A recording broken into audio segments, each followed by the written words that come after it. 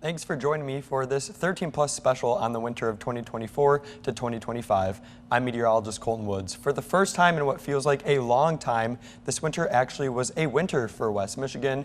We were visited by the polar vortex in January and saw snowpack persist along the lakeshore for nearly 2 months. But many businesses, especially along the lakeshore, were grateful for the winter weather as it allowed them to keep their doors open for extended periods of time, making up for lackluster seasons in the past. But first, let's start with what the 13 Weather Impact team was forecasting for this past winter back in November as they raced to the finish line.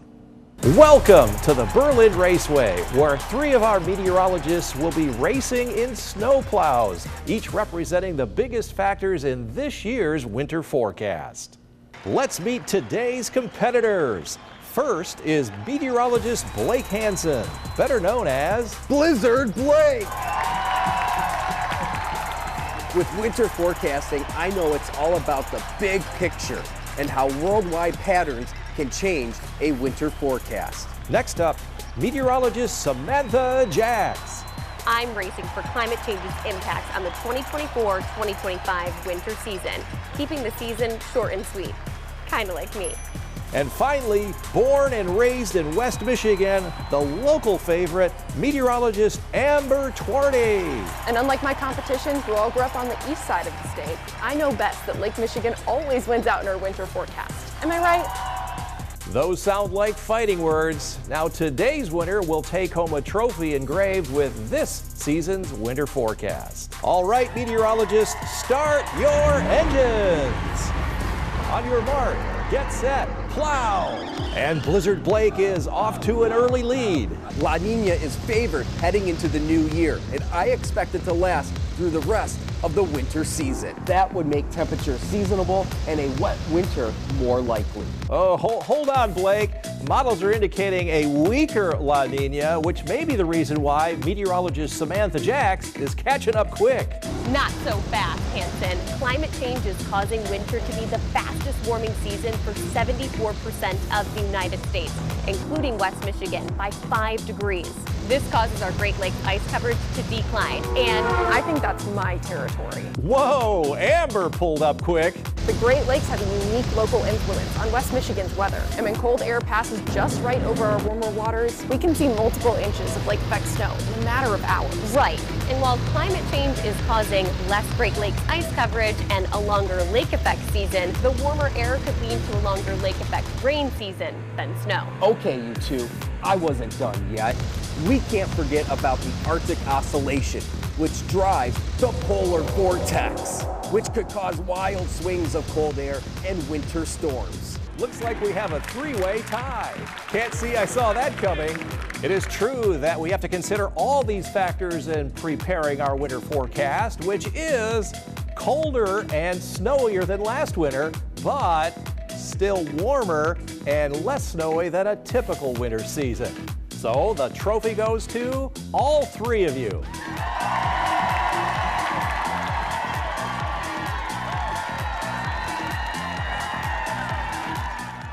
Well, how fun was that? The forecast was correct with this past winter, expected to be colder and snowier than the previous. The team looked at the impacts of a weak La Nina. This verified in the Pacific, which did bring us more frequent Arctic blasts of cold air and better chances for lake effect snow. While the La Nina was weak, it did impact West Michigan, especially later in the winter.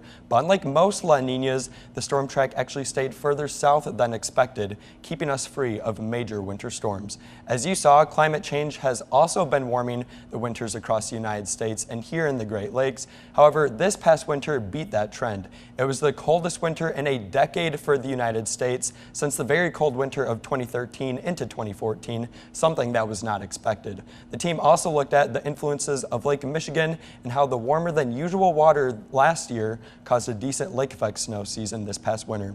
This forecast verified nicely. Most of the winter featured lake effect snow rather than system snow from a snowstorm. This forecast emphasized the importance of why a warmer than usual lake can impact the snow season.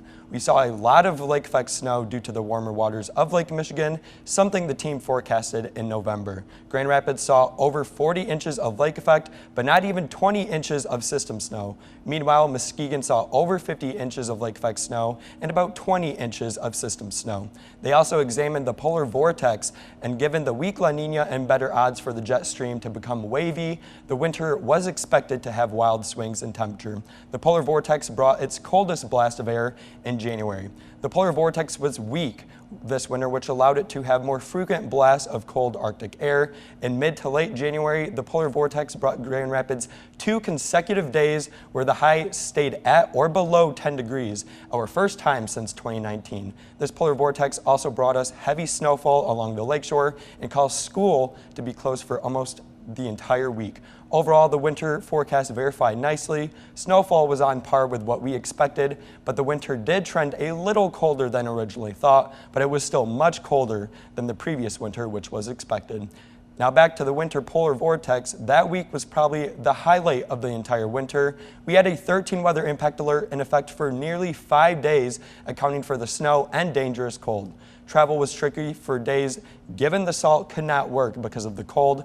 During our Morning Plus show on January 20th, a car pileup occurred on I-96 in Walker right outside our studio. It shut down eastbound I-96 near Alpine Avenue for over an hour. 13 on your side's Jeremiah Brown shares a story of a woman who was in that crash.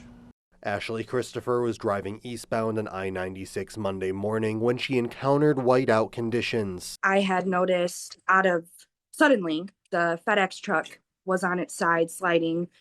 I personally went to go brake and cars just kept colliding. She found herself in the middle of Monday morning's pileup that shut down East I-96 at Alpine Avenue for more than an hour. I went into the ditch and I was facing the FedEx truck, the bottom of it. And after that, I looked up in my rearview mirror and I saw a semi coming. I just held on to my steering wheel and hope for the best. I did notice that he did his best to dodge me. He went up the ditch and that's what hit my back end. While she was not hurt, her car took extensive damage. All I heard was this cars just colliding and brakes and horns. Christopher recalled conditions and visibility getting worse as she got into Walker, saying she was driving 25 miles per hour with her hazard lights on. She said the low visibility made it near impossible for anyone to prepare for what lied ahead. I literally had seconds, and cars behind me just had the same thing. It was pure ice, completely white out. She said she saw other drivers going too fast for the conditions and some without their lights turned on. I wish they would understand that you never know what's in front of you, and people are going to suffer from your decision of speeding and feeling like you need to get somewhere instead of taking your time. Now, after a few uneventful winters, the county road commissions were busy this past winter. The Van Buren County Road Commission, for example, was extremely busy this past winter as it saw frequent rounds of lake effect snow that made clearing roads more challenging. I actually talked with the road commission back in January ahead of a crazy stretch of winter weather and how they prepared ahead of time. We are here along I-94 in Van Buren County near the town of Lawrence, where the past couple of weeks have seen several car crashes due to the lake effect snow. Today I talked to Greg Brooks, the operations manager of the Van Buren County Road Commission, to get his perspective on these crashes. People just don't drive with any amount of common sense. That everything can go from very slippery in a hurry, and they just got to think, slow down, give some driving distance. This region has been hit hardest during the last several lake effect snow events, and it is not by chance. It's all due to the process called fetch. The amount of time the lake effect clouds spend over the open water. The longer the fetch is, the more water is lifted into the cloud, resulting in heavier snowfall, especially here in Van Buren County. Tonight we are once again expecting north to northwest winds, which will make the heaviest snow likely fall along I-94.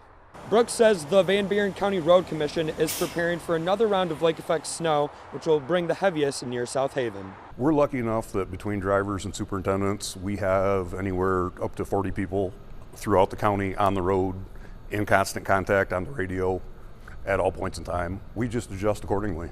Now remember, with lake effect snow, conditions can vary within a short amount of distance. One road could be fine, but then just a few miles away, treacherous conditions could be possible. Now, winter in West Michigan isn't all freezing temperatures and bad driving conditions. Coming up, we will switch gears to the excitement that this winter brought to many businesses along the lakeshore after coming off of the warmest winter on record.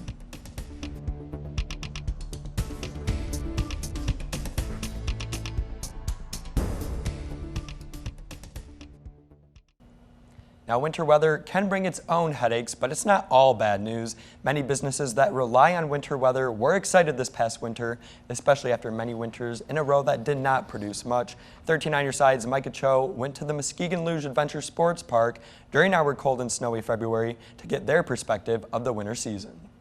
We're hoping that we're going to get everything that Blake and Sam have forecasted, that 5 inches would be amazing for our ski trails, snowshoe trails, and it also helps us to build our ice. While it can be a source of frustration for some, the inches of snow forecasted for West Michigan is a sigh of relief for those who depend on it. 8 inches of snow, it creates a lot of work for us, moving it, grooming it, all that, but we're not going to complain. We'll take all the snow that we get, man. Since the beginning of January, the Winter Sports Park has had their main attraction, their luge track, open to the public. The attraction relies on natural snow to stay open, as well as their ice skating rink and ski trails. The new snow, some extra coverage or insurance for future days. So historically, we're open with good conditions into the first week of March, but as we all know, Michigan, the weather can change just like that, so we're just living in the moment.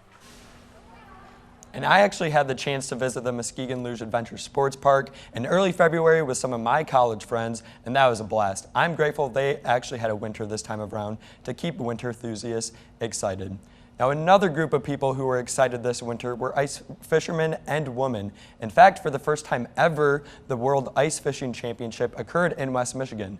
The competition was held on Tamarack Lake in Montcalm County in mid-February and brought in 10 countries to West Michigan.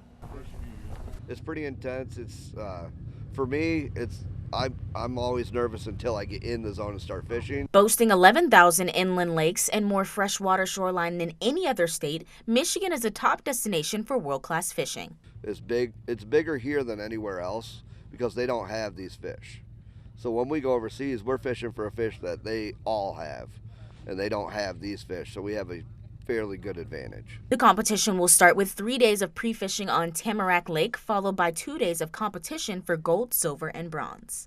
It's almost like a speed competition for catching fish as fast as possible.